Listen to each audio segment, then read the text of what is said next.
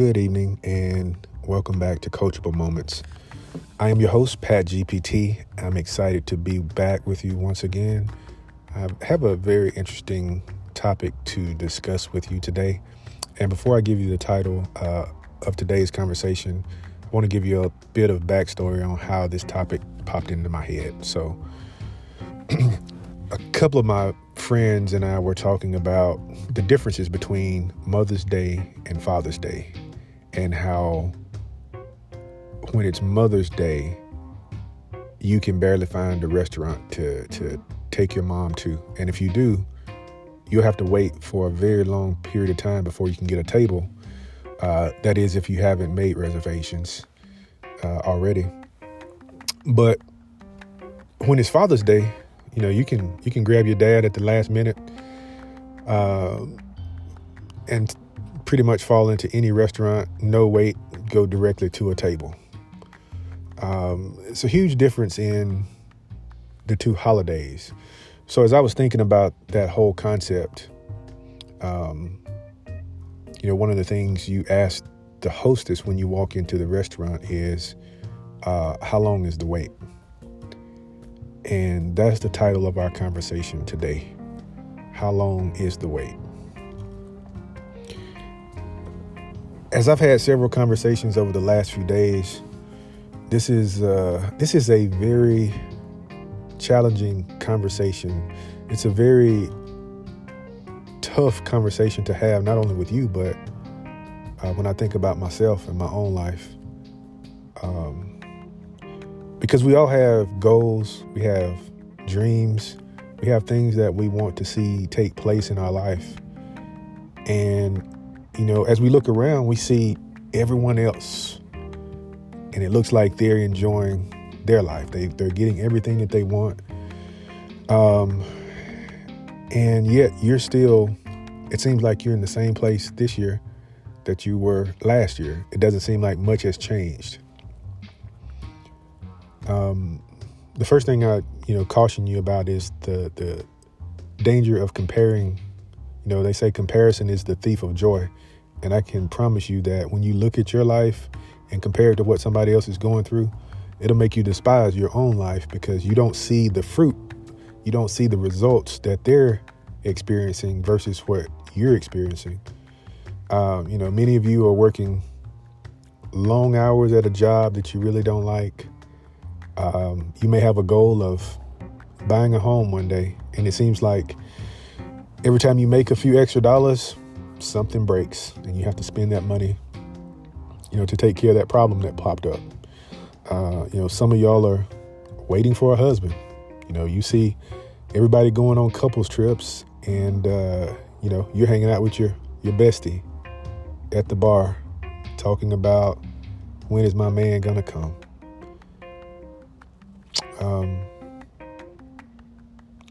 And when I thought about this topic, I was reminded of a conversation that our military chaplain had with us. I was at boot camp in San Antonio, and I heard the chaplain say that God plans and man plans, but God is the best of planners. And what that means is that we all have timelines that we built into our life, things we expect them to happen by this date. I plan to be married by 25 or 30 or whatever your number is. And, I want to have 2 kids before I turn 35. We all have these expectations, things that we see our life turning out to be. And at the same time, God has a plan, and his time frame may not overlap or be identical to your time frame. So it creates this conflict. And the conflict is not on God's side, it's on your side, because what you want it now, and you don't feel like you should have to wait any longer, because in your mind you feel like you've waited long enough and you should be able to enjoy your life the way you want to enjoy it. After all, everybody else is, right? So as I was thinking about that and how it applies to me. I was reminded, and I was also supported in my topic, how long's the wait, by a scripture that says, they that wait upon the Lord shall renew their strength. So many people out there are weak right now. We're on our last leg. We don't feel like we can take it another day. We need things to change. And if it doesn't change, what do? You wait longer. That's what you do. And because your time frame for things to happen is not the primary time frame. You can have goals and expectations.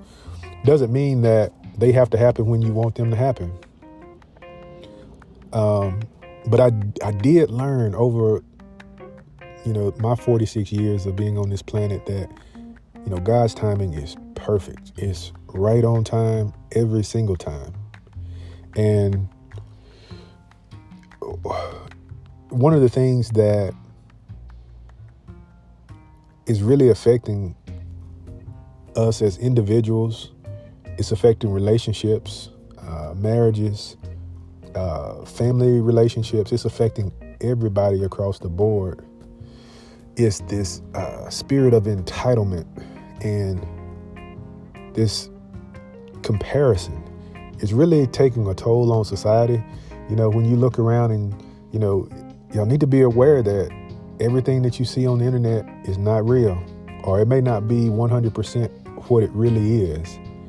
It may look a certain way, and that may not be the way it really is. There's some of the people that you see on the internet, it looks like they're in a different country every day. That could be a collection of pictures that they've taken over the last year, and they post them, back to back to back, and it appears as if they're just living it up. And you'll sit there and say to yourself, well, the last time I went on a trip, it was Puerto Rico, and that's not really out of the country. And so you won't even take into the account an appreciation for your experience because you're comparing it to what other people are doing.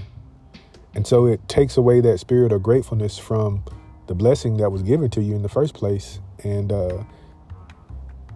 I see it happening so much now that it's hard to be happy in a world that's never satisfied or never grateful with their own individual path in life. Like, your path is going to be different than mine. Mine is going to be different than yours. I may have a few accomplishments along the way, and you may not be experiencing accomplishments right now, but that doesn't mean that your accomplishments are not on the way.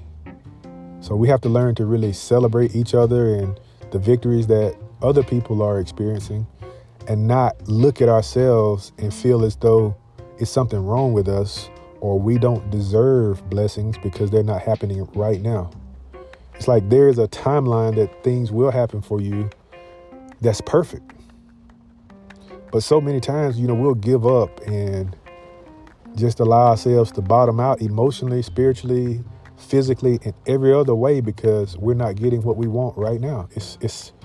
We're selfish by nature, and we have to learn how to manage that in order to really experience what the fullness of life looks like. So I wanted to take a moment today and just really put that on your mind. Like, it's no difference than walking into a restaurant and they tell you that it's going to be an hour wait for you to celebrate your mom on Mother's Day. When you wake up, it may be a 2-month or a 2-year wait for you to really get that blessing that you're going for. But we've got to get out of this microwave mindset that I deserve. Another thing that we really need to be careful is this whole mindset and this ideology around manifesting. Like, it almost makes it seem as if you can go into a state of mind to where you can see that Rolls Royce or this vacation home in Bali or somewhere like that, and you can think your way into it because that's what you want to do. And there's nothing wrong with material things, but the first thing you need to ask yourself, does this align with what God desires for me? And will this thing, this material possession, will it divide me from where I really need to be as far as my journey in life? Quite often, we don't take into consideration, we'll just say that we want, $20 million, but we don't calculate the effects of getting such a large sum of money or a big fancy house or a car. We just see other people get it and we'll say, well, if they got it, why can't I have it? Well, there's differences in all of us. Some people are more responsible. Some people are more humble. Some people are more spiritually guided. And for some people I've seen get tons of money like that, they can't handle the responsibility that comes with it. And over time, sometimes the pressure of that can cause you to drink more. You turn into a full-fledged alcoholic or a drug head because you can't manage the pressure that comes along with that when everybody in the world is blowing your phone up every day asking for money.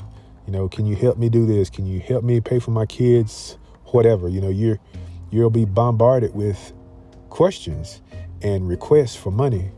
And most people will be like, well, I'll just change my number or block everybody. Yeah, you can say that, but really take the time to think about what you're asking for and how that request may change your life. I was talking to a real good friend about waiting for a husband. They see everybody else on date night with their boo or celebrating, 5 years or 10 years of marriage. And while that's a beautiful thing, that may not be what you need right now. You've got to ask yourself, you got to ask God, what do I need to be doing with my time right now? And it could be that he has a different mission for you today. Doesn't mean that it won't happen for you, but instead of sitting around, in a state of depression because your life doesn't mirror what someone else's life looks like and getting depressed and feeling less than, think about what you're supposed to be doing with your time. Because it's easy to just not do anything but feel bad for yourself that you're not able to, to go out for Valentine's Day like everybody else does. But what should you be doing? That's the question. What should you be doing instead of only thinking about having a spouse or a partner? There's more to life than just that. So I'll just deposit that into your spirit, give you something to think about over the course of this week. How long is the wait? The answer to that question, I don't know. Neither do you. But what you should be doing in the meantime is, seeking God's guidance, seeking his will and his purpose for your life. And I guarantee if you're doing what you're supposed to be doing, you won't miss out on anything in life. Be blessed.